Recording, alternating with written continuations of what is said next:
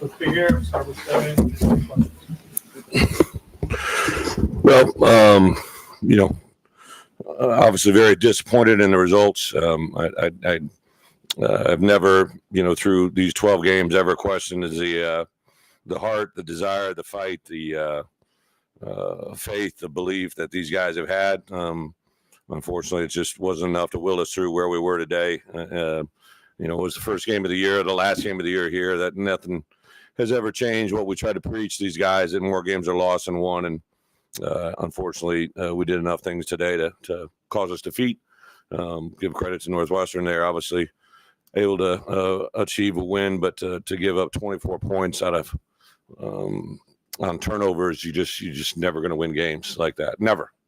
So extremely frustrating. A lot of guys stepped up. We were really thin in the back end, and then Taz had practiced all week and obviously wasn't able to go out there today. He tried on the front end, and then to lose Xavier Scott really thinned up that room in a hurry, and that was something they continue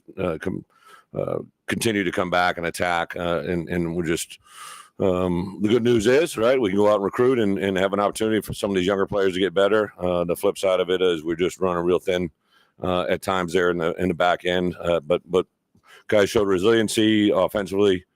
Casey Washington was, just incredible today.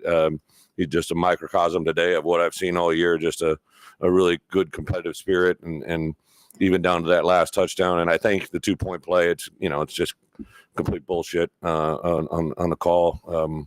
The guy held him. I was trying to get him to say, I thought they called defensive holding, and if they call defensive holding, tip doesn't matter. But that's just one play. But it sucks that the season comes down to that, right? So very frustrating. And if there is one word, I know I'm going to get this a lot, right? What's the 2023 season? And it's just extremely frustrating in so many different levels that we've dealt with through 12 games. So unfortunately, not a lot of analysis ahead of us. Have an extremely challenging next 3 or 4 days. Going to have a lot of conversations with guys that are on our program, guys that have been moving on from our program, guys that have played their last game and we've known it, but other guys that we have conversations with to go. So I know where we are 3 years from where we got here.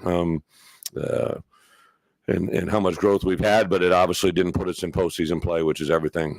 So I'm frustrated, but it's not lost on a lot of good young players that got better, a lot of old players that put in a lot of good work, effort, and time to help us change this environment, and hopefully going to get us on a track to move forward in the future. But sorry, disappointed. I thought there was a good crowd out there today. For those that showed up, I appreciate it. You were there till the end, and unfortunately, we weren't able to get it. So.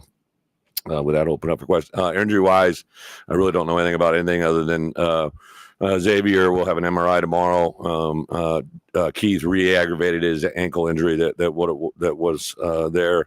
Taz had a pre-existing injury from last week that he practiced all this week, but obviously wasn't able to go today. You have that frustrating year, some execution errors. How do you as a staff evaluate your staff, yourself, and all those things? Yeah, obviously it starts with a head coach evaluation, right? Like I really got to sit back and this week by NCAA rules, we can't go out until Friday. So it really does build in a nice little window of time here, for me as a head coach to evaluate what I can do better and how I can evaluate and make our staff better. And then that gets into roster evaluation, really find out what you're working with. Because there's really usually a group of, back in when I started 15 years ago as a head coach, you kind of knew the lay of the land, who was coming back, who wasn't coming back. But today's world with portal and grad transfers and COVID still's got 2 years of working through, right? There's a lot of uncertainty with your roster. Had 3 official visitors on there today. The flip side of what today bring is I think you could sit and watch us and say, hey, these guys need some help at certain positions. And in a weird sort of way, that's a positive for your program. Just defensively, what do you feel like were the biggest shortcomings for you guys today? Today? Yeah. Yeah, I think without today, just ball security, right? They scored 24 points off of, I believe, 1 turnover, 1 interception. Then that last interception where they turned over the ball in the red area, those completed for 10 points, if I'm not mistaken. And then off of special teams, they got 14 points. Obviously, the punt return that was muffed, and then the kickoff return that ball is like inexcusable. We got to do a better job when we're in traffic. I think we can definitely shore up the essence of the idea of how much more we got to be secure with the football. Defensively, though, like, are there any common threats that you saw pop up week over week that were bigger concerns? Yeah, well, again, I think our defense is based off of two coverages, a man and a lot of variations of two, and it's no surprise we've been through 3 years of this now, so we got to adapt and mold and adjust to what we do and what we don't do well. Our defensive personnel changed greatly last year from this year, and this year it'll change again from this year to next year. So there's got to be a natural evolution there. I think, in particular, from us, first-year coordinator with Aaron and the staff working with that, I think there's a lot of growth that'll be had in the out of season and evaluation of it. Obviously, on offense, Barry's been through 2 years of this. I know that. Luke was playing some pretty good football before he got knocked out of there. So the growth and evolution of him, but also, if I had everything back, I probably would have taken 2 or 3 more. We just got extremely thin in the offensive line early in the year. And we got to keep in mind that I think you're always going to need, 12 players entering the year that you feel like you can play good football with. For sure, 7 to 8 starters that you just got to feel good that they're going to be able to play the majority of the snaps and feel comfortable in the O-line. And I just know I don't think we were quite there yet to start the year, and we got to get there. It's coming off the year you had last year, not making the postseason this year. It's going to put that in your head. Well, it's extremely frustrating. I thought we had a lot of good players that deserved an opportunity to play another game, and obviously for you, for the fan base, and everything else, postseason play is something that we want to be more of the norm, right, than the exception. And I know Johnny said last week on Tuesday, or whenever he got interviewed, that he wouldn't be going into postseason play. Well, that's been going on in college football for 10 years. It's just new to Illinois, right? And last year we saw it for the first time, so that's why there's probably such a reaction. But I think we were, like I said, 5-3 in one-score games, and in those 3 games, if you look at Wisconsin, Iowa, and this one, are games that we just have to find a way to win those games, right? Like win the 5 that we won. But we got to win these 3 that are winnable and do a better job in the close and just be cleaner with the football, execute in prime moments, and really literally get down to I lost a Rose Bowl because we couldn't execute a 2-point play. And in reality, I think here at the end of the year today, right, we convert that last 2-point play, and I have a really strong feeling we go into overtime, something good would have happened. So it gets down to those one specific moments in time, and we got to be able to achieve or fail. I hear you correctly on the radio. You were thinking about making a swap at quarterback, and then you didn't. But it seemed like John really took. Yeah, well, there was actually a play where John, I thought he was dinged. There was a play that the ball got snapped, and he tried to go forward, and then right after that, things didn't go well. So I just want to make sure. Had a doctor check him out. I don't think there's anything there, but sometimes you just feel like you want to help someone in a moment, right? Get it out, and but John's just a great competitor, and. I didn't want to, he did then make a couple nice throws and do some things. So never really came to a point where we made any decision to try and do it, but it was definitely in the back of my mind. This season, you've had maybe several weekends where you fired off a list of plays to the Big Ten to get maybe explanations for it. Have you done that more this year than the previous season? No, I would say there's always like for me, it's educational, right? Like I want to know if I messed up on what I think should have been called, and I want to know how I can move myself and be better. And quite often or not, like we had a side judge here today that, last week in the first series, we had a DPI that was called, and then they waved it off because of this side judge that we had today. And I went up to him before the game and I said, "Hey, what'd you learn?" Right? Because I want to learn from these moments as well, right? And I think that's the part of the thing. Like I don't think anybody deliberately throws a flag or doesn't throw a flag.